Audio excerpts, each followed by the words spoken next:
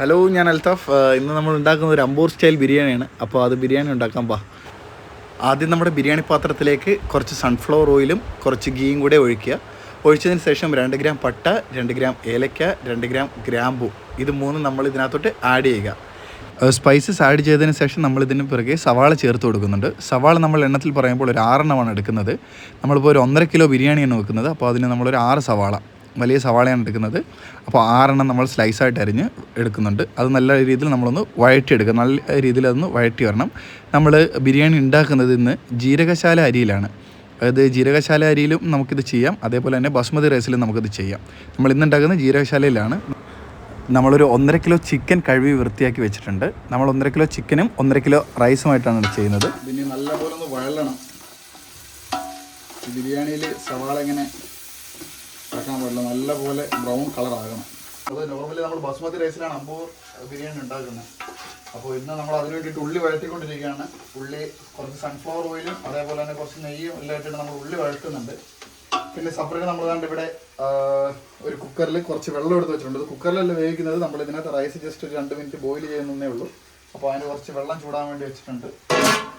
ഇനിയിപ്പോൾ സവാള ഇതിനകത്ത് നല്ലപോലെ വഴണ്ട് വരണം. സവാള സ്റ്റിലൊന്നും ആയിട്ടില്ല, നല്ലപോലെ വഴണം. അത് നല്ലോണം ഇളക്കി കൊടുക്കണം. നമ്മളിന്ന് 1.5 കിലോ ബിരിയാണിയാണ് വെക്കുന്നത്. അപ്പോൾ അതിന് വേണ്ടുന്ന ഇൻഗ്രീഡിയൻസ് ആണ് നമ്മൾ പറയുന്നത്. അപ്പോൾ അതിലോട്ട് നമ്മൾ കുറച്ച് മല്ലിയില ഒരു പിടി, അതേപോലെ തന്നെ ഒരു പിടി പുതിനയില ഒരു പിടിയാണ് ഇടുന്നത്. നമ്മൾ ബിരിയാണി എടുക്കുമ്പോഴത്തേക്ക് ഇതിൻ്റെ ഒരു ഫ്ലേവർ നല്ല ഫ്രണ്ടിൽ നിൽക്കും. അപ്പോൾ നമ്മളിട്ട് സവാളയും മല്ലിയിലയും പുതിനയില എല്ലാം കൂടെ നന്നായിട്ടൊന്ന് വഴണ്ട് വന്നിട്ടുണ്ട്. നമുക്കിത് തുറക്കുമ്പോഴേ നല്ലൊരു സ്മെല്ല് വരുന്നുണ്ട്. ഇപ്പോൾ സവാള അത്യാവശ്യം വഴണ്ടു. ഇനി കുറച്ചും കൂടെ ഒന്ന് ആവാനുണ്ട്. നമുക്ക് ഈ സമയത്ത് നമുക്ക് മുളക് പൊടി ചേർത്ത് കൊടുക്കാം. ഇതിനകത്ത് വേറെ മസാലകളൊന്നുമില്ല, ബിരിയാണി മസാല വേറെ മസാലയൊന്നുമില്ല. നമ്മൾ ഇതിനകത്ത് ആകെ ചേർക്കുന്ന മസാല എന്ന് വെച്ച് കഴിഞ്ഞാൽ മുളക് പൊടിയാണ്. 2 സ്പൂൺ മുളക് പൊടി ഇടുന്നുണ്ട്. അപ്പോൾ ഇതാണ് നമുക്ക് ബിരിയാണിക്ക് ഒരു അവസാനം ഒരു കളർ വരും. അപ്പോൾ അതിൻ്റെ കളർ ഇടുന്ന ഈ മുളക് പൊടിയിലാണ്. അത് നന്നായിട്ട് നമ്മളൊന്ന് ഇളക്കി കൊടുക്കും. അപ്പോൾ നമ്മൾ മുളക് പൊടിയെല്ലാം ഇട്ടിട്ടൊന്ന് ജസ്റ്റ് ഒന്ന് വഴണ്ട് വന്നിട്ടുണ്ട്. അപ്പോൾ നമുക്ക് ഈ ഒരു ടൈമിൽ നമുക്ക് അതിനകത്ത് ഇഞ്ചി വെളുത്തുള്ളി പേസ്റ്റ് ചേർക്കണം. അപ്പോൾ നമ്മളൊരു 150 ഗ്രാം വെളുത്തുള്ളിയും 100 ഗ്രാം ഇഞ്ചിയാണ് ചേർക്കുന്നത്. അപ്പോൾ നമുക്കിതിനകത്ത് അതിൻ്റെ ഫ്ലേവർ നല്ലോണം കിട്ടണം. വേറെ ഒരുപാട് സ്പൈസസ് നമുക്ക് ആ മുളകിൻ്റെ കാശ്മീരി ചില്ലിയാണ് ചേർത്തേക്കുന്നത്. അപ്പോൾ നല്ല കളർ വരും. നമ്മളൊരു 4 പച്ചമുളക് ചേർക്കുന്നുണ്ട്. ഇതിനകത്ത് നമ്മളിനി അടുത്തത് തക്കാളി ചേർത്ത് കൊടുക്കുകയാണ്. കുറച്ച് തക്കാളി, ഇത് നമ്മളൊരു 6 തക്കാളി എടുത്തിട്ടുണ്ട്. ചെറിയ തക്കാളിയാണ്. ഒരുപാട് ചെറുതാണെങ്കിൽ ഒരു 7 തക്കാളിയൊക്കെ എടുക്കാം. ഇതിപ്പോൾ നമ്മളൊരു 6 തക്കാളി എടുത്തിട്ടുണ്ട്. ഈ തക്കാളിയൊക്കെ നല്ലപോലെ നമുക്ക് ഉടഞ്ഞ് കിട്ടണം. നന്നായിട്ട് ഇളക്കുക.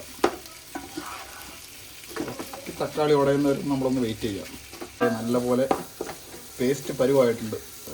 തക്കാളി എല്ലാം ജസ്റ്റ് തൊലി മാത്രമായി. നല്ല രീതിയിൽ മസാല അടിപൊളിയായിട്ടുണ്ട്, നല്ല മണമുണ്ട്. പിന്നെ നമ്മളതിനകത്തൊരു 200 ml തൈര് ഒഴിക്കണം. ഇത് ഇച്ചിരി പുളിപ്പുള്ളതായിട്ട് നമ്മൾ ഒരുപാട് ഒഴിക്കുന്നില്ല, ഒരു ഉള്ളൂ. അപ്പോൾ തൈരും കൂടെ ഒഴിച്ച്, കാരണം നമ്മൾ തക്കാളിയൊക്കെ ഈ ബിരിയാണിക്ക് ഒരു ഇച്ചിരി അധികമാണ് ഇടുന്നത്. അപ്പോൾ ഒരുപാട് പുളിപ്പുള്ള തൈരാണെങ്കിൽ നമ്മൾ ഇച്ചിരി അളവ് കുറയ്ക്കുക. പുളിപ്പില്ലാതെ നല്ല തൈരാണെങ്കിൽ നമ്മളൊരു 250 ml വരെ ഒഴിക്കുക. 250-300 ml വരെ ഒഴിക്കാം. ഇത് 1.5 കിലോ ബിരിയാണി ആയിട്ട് 300 ml ഒഴിക്കേണ്ടത്. നമ്മളിപ്പോൾ ഒഴിച്ചേക്കുന്നത് ഒരു 150 ml ഒഴിച്ചിട്ടുള്ളൂ. ഇനിയിപ്പോൾ നമ്മളിതിലോട്ട് ഈ ആയിരിക്കുന്ന മസാല ഇട്ട് നമ്മൾ ചിക്കൻ ഇടാൻ പോവുകയാണ്. ഓക്കെ, അപ്പോൾ ചിക്കൻ നമുക്ക് ഇടാം.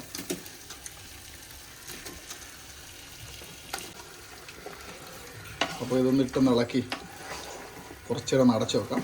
അപ്പോൾ നമുക്ക് ഇതിനകത്തോട്ടൊരു 1 ലിറ്റർ വെള്ളം നമുക്ക് ഒഴിച്ചു കൊടുക്കാം.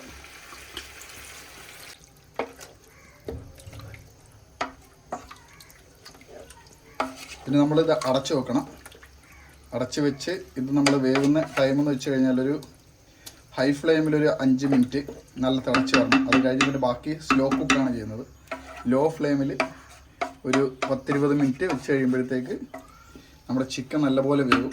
അപ്പോഴത്തേക്ക് നമ്മൾ അരി തട്ടിയാലും മതി. വെള്ളം തിളച്ചിട്ടുണ്ട്. നമ്മളപ്പോൾ ഇതിലോട്ട് നമ്മൾ അരി ഇടുവാണ്. ഇത് നമ്മൾ ഓൾറെഡി കഴുകി വെച്ചേക്കുന്ന അരിയാണ്, നമുക്കിടാം. അരി ആയിട്ടുണ്ട്.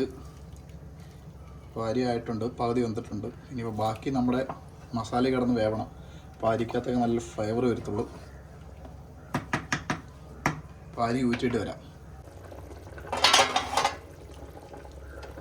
നമ്മൾ ഹൈ ഫ്ലെയിമിൽ വെച്ചിട്ട് നമ്മൾ റൈസ് തട്ടുവാണ്.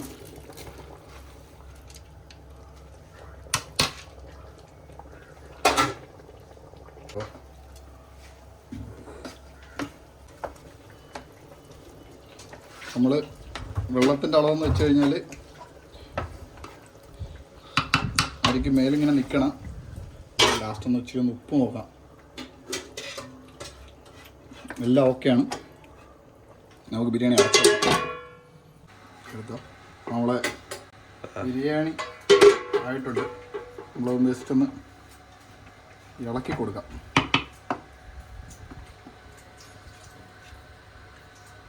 ചിക്കനെല്ലാം നല്ലോണം വെന്തിട്ടുണ്ട്. കണ്ടോ, തൊടുമ്പോഴേ ഇളകി വരുന്നുണ്ടോ?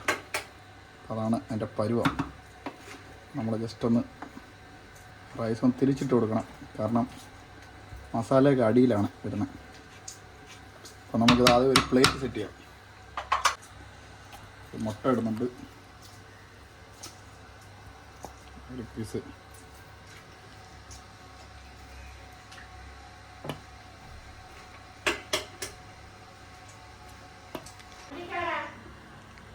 എടുത്തോ. എന്തിനാ? അമ്പോ, നമ്മളെ ബിരിയാണി ആയിട്ടുണ്ട്. പിന്നെ